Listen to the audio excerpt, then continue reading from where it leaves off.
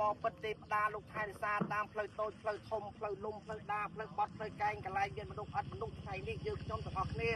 បានជាអ្នកបណ្ឌិតដ៏មានសេរីបានដឹកនាំក្រុមគ្រួសារឧបាសកហាត់យាបងអូនខិនពិសិដ្ឋអូនស្រីយ៉ាងស្រីអូនព្រមទាំងក្រុមប្រឹក្សាញាតិទាំងអស់រៀបចំទាំងខែរូបថតភាពបណ្ដាការផលាផលមានស្លាកហឹបឆងរងមានទេតាមស្ដៅឲ្យឆ្នៃស្ដាំ